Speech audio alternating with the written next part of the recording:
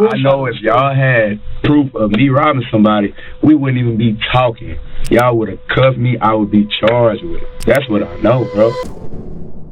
The baby, real name Jonathan Kirk, was scheduled to perform at a Miami nightclub in January 2020. But when the owner only paid him 20% of the $35,000 he owed him, things quickly spiraled out of control. The victim claimed that Kirk repeatedly punched him in the face before more members of Kirk's crew attacked him. He was assaulted, knocked to the ground, and robbed of his phone, credit card, and $80 in cash. This cloudy CCTV video was the only record of the incident. After leaving the scene in a black SUV, Kirk later returned to the hotel where he was met by both victims and a police squad ready to take him into custody. Shit, we just gotta do our investigation and that's it. He was escorted to the police station and informed that he was only there to assist with an investigation. Unfortunately for the police, it turned out that the investigation wouldn't be as straightforward as they had thought. In the hour he spent in the questioning room, Kirk demonstrated what to do in this circumstance and made the officer's job as difficult as he could. What's your full name?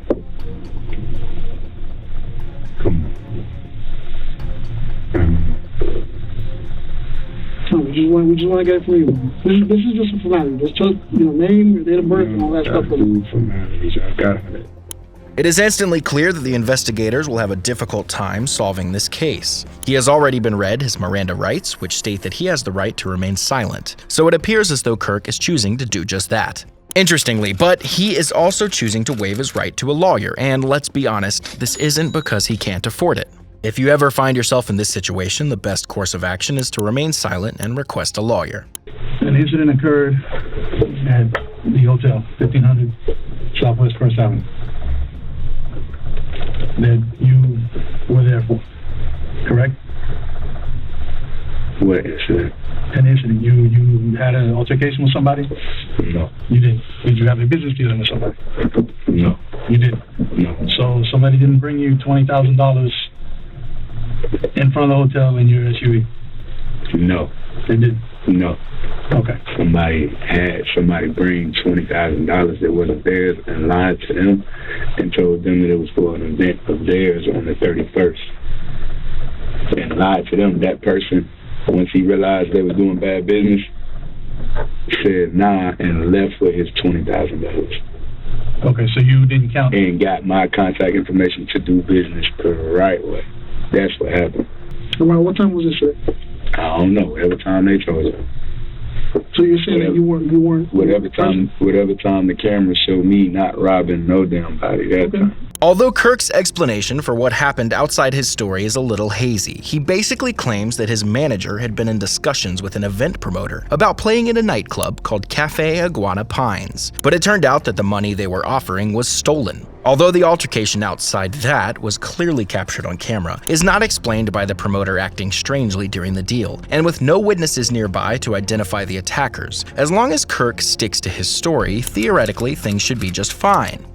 Argue with his voice was never right. He told them to get their act together and left without a fight. Of course, this does not explain the altercation inside that was clearly captured on camera. Never use threatening words around me. I don't fight and I don't mean anything. Common sense.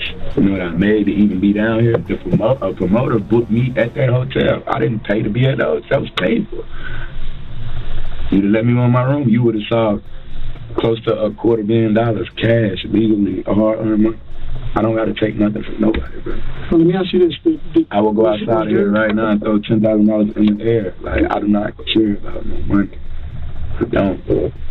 Was there an argument? No, it was an argument. I didn't argue with a soul. My voice was never raised. There was never aggressive language from me. None of that. Was there a fight? None of that. No, I ain't seen no fight. And nothing was taken. We shouldn't be in no robbery, bro. So when y'all get done doing what y'all doing, y'all need to do y'all job. Y'all need to follow y'all process. And y'all need to arrest whoever gave y'all these false allegations, bro. This is bullshit. While it may just appear that Kirk is flashing his rapper cash here, this is actually a very good point for him to make in this circumstance. If he's making sporadic payments of $30,000 on a weekday and paying for hundreds of thousands of people per month, what does he need $80 in an iPhone for? The further away he can distance himself from this situation, both literally and figuratively speaking, the better from Kirk's point of view, as he was nowhere near that crime, had no reason to commit that crime, and has a good and convincing explanation for where he was at the time. However, from the detective's perspective, a crime was committed, and Kirk's vehicle was right there as it happened, so they need to try and extract the information needed to piece his day together to come up with a story that Kirk cannot dispute, and forces him into a story. When I encountered you in the hotel, you came back to the concierge, the counter. Yeah. Where were you coming from at that point? Prime, whatever the hell. I went to eat. I went to get some food. Where is that? I don't remember. You don't know? No. How'd you get there? In the car. What kind of car? Was it a car you drove? Somebody else drove? Uber, bro. An Uber? Yeah. What kind of car was it? Uber. Small car, SUV, truck, what? I don't know. Let's talk about what matters. That's why we're here. Let's talk about what y'all need to get me about this stuff. When I'm driving in the car, when I went to go eat, what time I went, that don't got nothing to do with the fact I ain't robbed a damn soul. Me, nobody around me, ain't nobody robbing nobody. Let's take the word robbery out of the picture. So while we here, we taking the word robbery out of the picture. Y'all are robbery detectives. This is robbery unit. That's the second word he said. That's the second word he said when he came in here. Robbery. Come on, bro. Okay, listen. He told me he asked to question me about a robbery when I walked in my hotel. Robbery.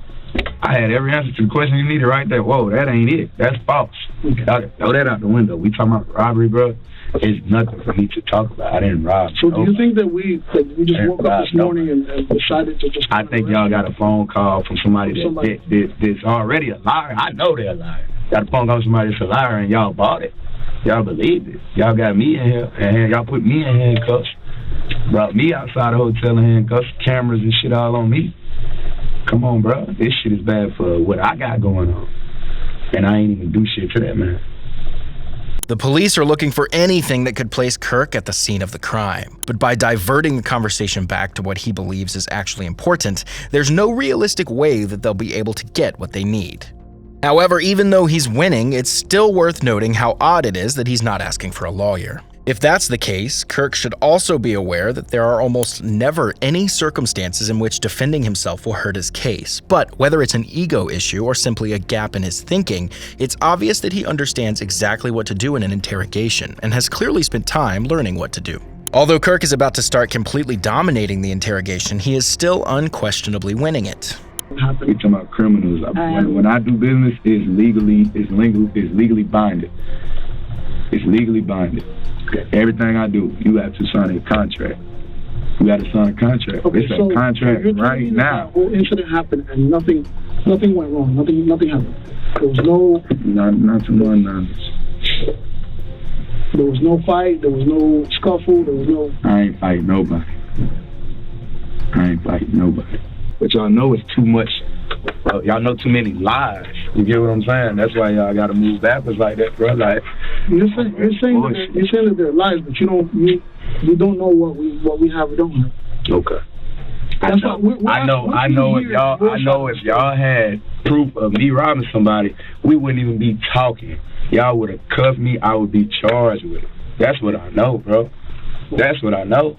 Although this isn't necessarily the case in every situation, it is unquestionably the case in this one. If the police accuse you of a crime while trying to learn more about the case rather than charging you right away, it is very likely that they lack the information necessary to do so. In the vast majority of situations, an interrogation is only conducted to obtain a confession. However, there are a few exceptions. If the police know you're guilty and have overwhelming evidence, cooperating has a lot of merit.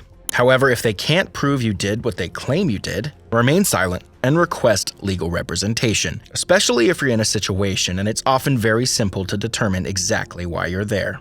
Look, I ain't know your side of the story. My side of the story is I ain't done nothing. I don't have a side of the story because I ain't done nothing to nobody. Bro. So that's what I was asking. And before something could be done to me, happened, right? And before something could be done to me, I realized I was dealing with bad business. And I Why do you say it was bad business? What? Why do you say it was bad business? I already told y'all that. You want to rewind this? You want to rewind it, bro? I already told y'all, bro. My story not going to come out different no matter how many times I say it, bro. It's not, bro. It's right here. So you press stop and rewind and play, you're going to hear it. That's why I said it was bad business, bro. Come on, bro. There's nothing blowing my phone up. I was say, oh, man, he needed my help. But his event, he already was in deep water because he's already doing, and I see why, he's already doing bad business. You see what I'm saying? He has an event that wasn't going to go as planned. He needed me to make up for that. He needed me to cover his ass, so he brought in another person, lied to him, swindled him. He thinking he coming to book me for a whole different event, and they tricking him, got him paying me to come do a walk through the night. Come on, bro. He niggas full of shit. And matter of fact, check them cameras. Y'all got crime scene investigation unit out there, check the cameras. See him meet up with somebody else in the lobby. Ask him, hey, who's that? Ask him. Follow up on what I'm telling y'all. That's what we're trying to I mean, do. at the end of the day, I would expect people to act on common sense anyway.